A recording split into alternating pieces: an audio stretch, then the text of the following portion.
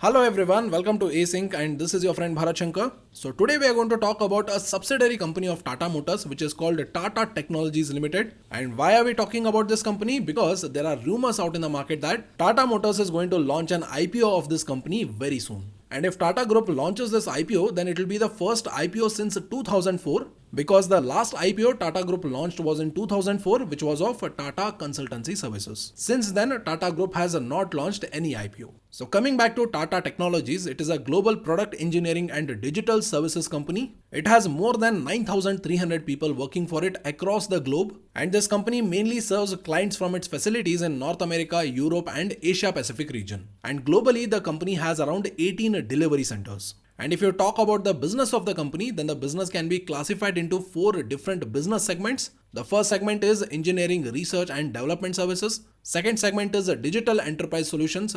Third segment is educational offerings, and fourth segment is value added reselling and I products offerings. And all these different business segments serve a different purpose of the company. And if the IPO is confirmed, then we'll talk about each of this segment in detail. But for now, it is enough to understand that these are the business segments of the company. So now the question is, with all these business segments, what is the company trying to achieve and what is the business model of the company? And it is very simple. For example, say there is a manufacturing company and this manufacturing company requires some kind of a help to stay ahead of the competition and to grow its business globally. So this manufacturing company comes to Tata Technologies for help, where Tata Technologies will help this manufacturing company to design and develop better products, which is the core value of the manufacturing company. And along with that, Tata Technologies also provide this company with digital enterprise solutions where they will help the manufacturing customers to identify and deploy emerging technologies, tools and solutions which will help their manufacturing customers manufacture better products. So with the help of Tata Technologies,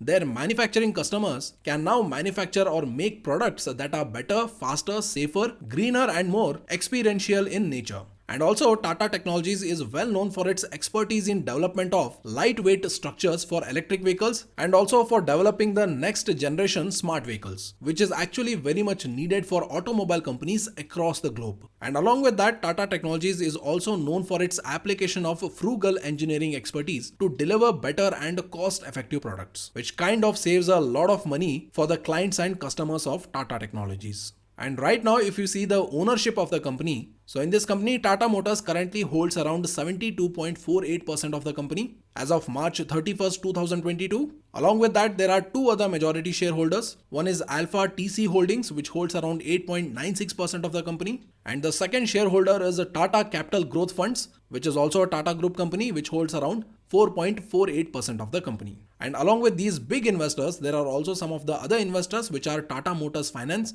Tata Enterprises Overseas, Zedra Corporate Services and Patrick Raymond McGoldrick. And also, if you talk about some of the fundamentals of the company, then as of 31st March 2022, company earned a revenue of around 3,530 crores, which compared to last year saw a growth of around 48%. And most importantly, this is not another technology venture which is making losses, but in fact, this company is a good profit-making company where the company earns around 437 crores of profit. And compared to last year, the company has seen a profit growth of around 83%, which means the company is showing a tremendous amount of growth. That means it is a kind of value subsidiary for Tata Motors, and now there are rumors in the market that Tata Motors can take this company public by launching an IPO. And it has also been rumored that they have also appointed bankers for the initial public offering. And also, according to the reports, Tata Motors might have appointed Citigroup to explore the options for the public issue. And we'll have to see when the IPO will be launched. But I would like to know from you guys whether